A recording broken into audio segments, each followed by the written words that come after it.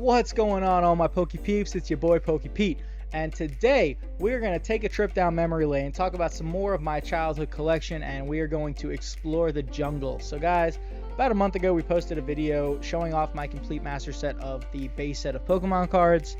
Today we are going to continue that trend and kind of show off what I collected as a child, go down memory lane, talk about some of the cards, talk about some cool stuff about the set, and we are going to show off the second set of Pokemon cards, Jungle. I think this is something that I'd like to do once a month, just kind of talk about like where my collection goals were when I was back then as a kid versus where they are now, and just kind of show off different master sets. Like, not a lot of people see sets in their entirety these days, and I think this is just like a cool thing that I can do and that I can add. It's also like my favorite way of collecting cards is through master sets. So without further ado, let's journey into the jungle. And as you guys will see here, we've actually got a pack of Jungle. This is a sealed booster pack of Jungle Pokemon cards. This is the Wigglytuff artwork.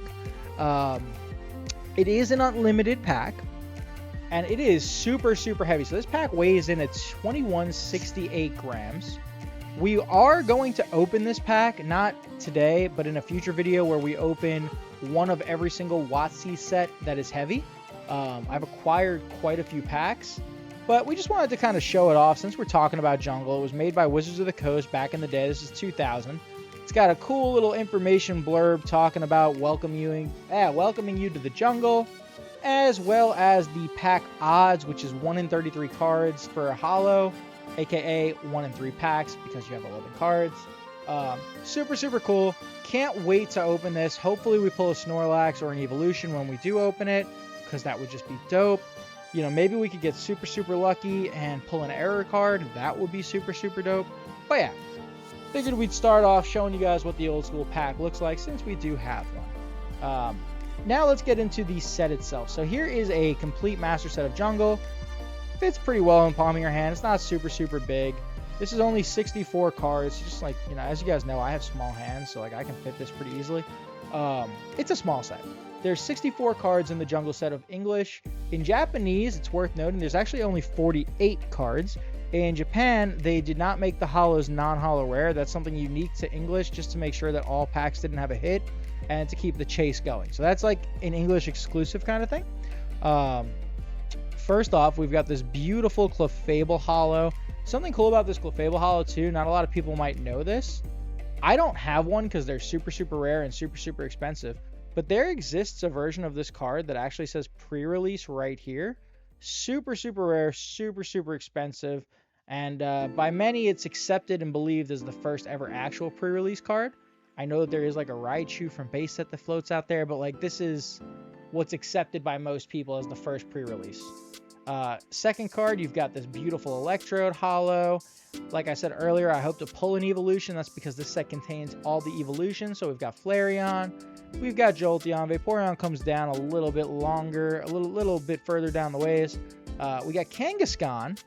And another cool thing about Jungle, a lot of people might not know this, but Jungle, it's said to take place in the Kanto Safari Zone. So like all the artworks are supposed to be like Safari Zone type artworks, and they're supposed to be Pokemon that you catch in the Safari Zone. Like Kangaskhan, like Mr. Mime. Like, these are some cool cards. And bringing up Mr. Mime, this is actually the first one we have. Can you guys see what might be missing from this Mr. Mime? As you guys can see right here, see this little jungle symbol? This is the set symbol. Pokemon introduced set symbols in the Jungle set after base set. So this is like what it is. It's just like, it's almost like a Vileplume head. It's the set symbol for Jungle. One of the first print runs of unlimited Jungle Pokemon cards was missing the Jungle set symbol. This is actually supposedly rarer than a first edition base set card, which I think is super cool. So some of the ones that we have are actually error cards like that, like this Mr. Mime, for example. So super cool, and just like some fun knowledge to drop. We've got the Nidoqueen holo. We do have a first edition Pidgeot here. This is a super cool card. I remember pulling this when I was at my local game store. Growing up as a kid, I played in a Pokemon tournament, and I actually pulled that Pidgeot. We got the Pinsir. This is another error card. We've got the Error Holo Scyther. We got the Thick Boy, the Snorlax. There is another error version of this too that is not the jungle symbol. There's actually like extra saturation and extra like yellow in his belly. That's like an error that exists for Snorlax. Cool random information. Here's that last of the evolutions. We've got that beautiful Vaporeon holo. We got the Venomoth, again, missing that set symbol. Super, super cool. We got this Victory Bell holo, again, super cool. Kind of like see the foresty background there. Some cool cards for sure. Simple, but like nice, right? Like the colors pop, this Vileplume. It's very, very simple background, but the colors in the holo pattern really pop. And then the last holo is Wigglytuff, another super cool Pokemon. Nice cards. This one is missing the set symbol too. So then we go into the non-holo rares. We got the Clefable, which we've already shown you guys. And these are literally the exact same cards as the regular holos. They're just non-holographic. So we've got all of those again. We're not going to spend too much time showing off the artworks because you guys have seen them 10 seconds ago when they were holographic and cooler because they were holographic. We'll show off Snorlax. While we refigure our cards, Snorlax is a thick boy. We love Snorlax. Vaporeon. Something that is kind of cool. I will say this about the non-holos that is kind of cool. You can really see the background a lot better, and you can actually see like what's going on versus like the holo pattern. The holo pattern is awesome, and it's great, but this you can really see the detail in the artwork. So I like that. Like it's so much clearer that Victory Bell is in a forest here. So much clearer what is going on in the backgrounds. So I'll say that is kind of cool, right? From there, we go into the Butterfree. Beautiful Pokemon out in the field, sniffing some roses. There's a cool D error first edition stamp where the first edition, instead of a 1, has a D in it. That's a pretty cool error card. Some cool jungle knowledge. You got Dodrio. Look at this Executor just chilling. He's a cool card. Fearow flying his way up. Gloom. This looks like it would be a scene out of Pokemon Snap, in my opinion, but I mean, what do I know? We got our Schlurp right here. That's the German word for Lickitung. Sure you guys know that, but if you don't, Schlurp. What a cool name. We got Marowak throwing his bone. Again, all of these Pokemon do exist in the Safari Zone too, which is something that I actually learned later in life. I learned later in life that this was supposedly taking place in the Kanto Safari Zone. And if you actually like look it up, you can catch most of these Pokemon in the Safari Zone, or they're found like around the Safari Zone or thereafter. So I thought that was kind of a cool little neat thing that I didn't know about jungle until I got older. Here's one of Ash's 30 Tauros. It's pretty awesome. We got Weeping Bell. We got Bellsprout. We got Cubone staring up looking for his mom. I will never not make a dead mother joke about Cubone. We got Eevee frolicking through the fields. Now, you can't catch that in the Safari Zone, but it's still cool. Execute, Goldeen, Jigglypuff. We got Spanky the Mankey. Meowth on top of his pile of pennies. It's a cool card. We got the Nidoran. Oddish. A little Paris action. Super cool Pikachu. Now, something is cool about Pikachu. In the first edition run of the Jungle series, Pokemon accidentally released the Ivy Pikachu with the jungle symbol and the first edition stamp. That is super rare. If you have it, it is super valuable. Random stuff about Pokemon Jungle. But you got Pikachu, we got Rhyhorn, we got Spearow, we got Venonat, and then we've got our only trainer in the set is the Pokeball. And I kind of realize now that the reason the only trainer in this set is the Pokeball is kind of like almost to represent the Safari Ball. And like when you're in the Safari Zone, your only real option is to throw a Pokeball at something.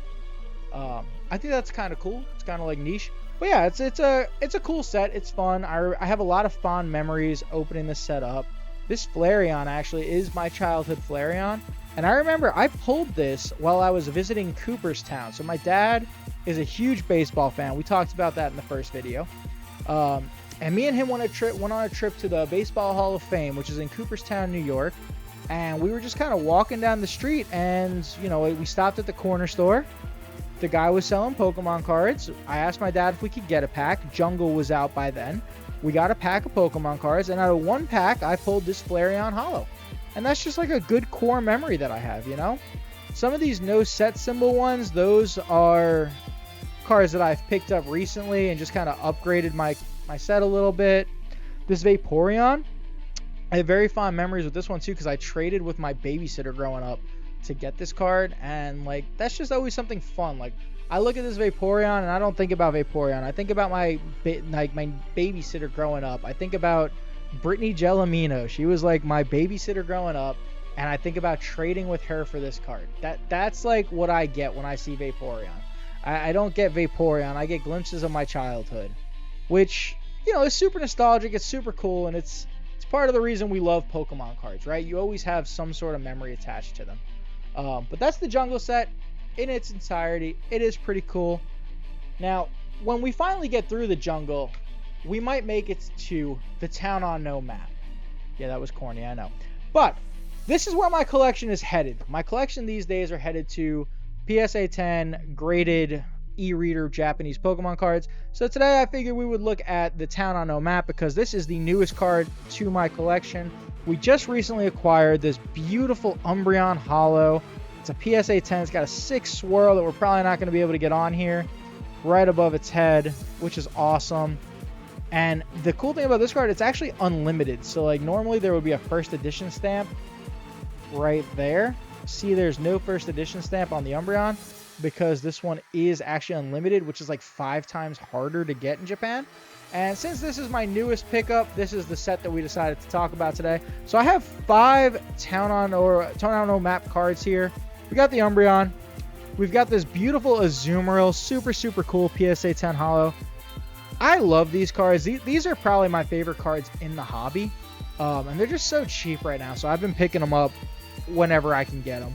We got this beautiful Togetic. The holo on this is absolutely amazing. Super great holo pattern. We've got what is my all-time favorite Houndoom card, and probably one of my favorite cards in the hobby. I would say this is probably a top 10 card for me all time. I love this Houndoom. It's from the Town on No map. It's a beautiful e-reader. This is, in English, this would be Aquapolis. This is a beautiful card. And last but most certainly not least, to match that Umbreon energy, we've got to have the Espeon. You can't have one without the other. We also picked up, or have plans to pick up, we haven't got them yet, but we have plans to pick up Vaporeon, Jolteon, and Flareon from Split Earth.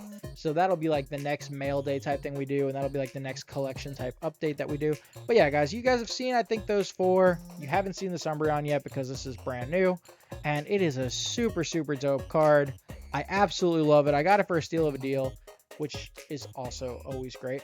But yeah, that's kind of like where we are and where we've came from. We started with jungle, we started with base set. I love master sets.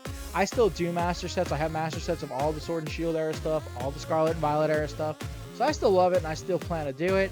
But my collection goals moving forward are definitely more high-end type stuff. Specifically looking for like some Japanese e-readers in 10s. That's like what I'm looking for. That's my collection goals. That's the kind of stuff that I love. So, but yeah, guys, hopefully you enjoyed this video. Let me know what your favorite card from the Pokemon Jungle set is. And let me know what your big collection goals are. What's the biggest pickup that you guys have got recently? What's something that you want to pick up? What's something that you have plans to go ahead and get? Like, where is your collection heading? Let me know in the comments down below, and we will check you guys on the next one.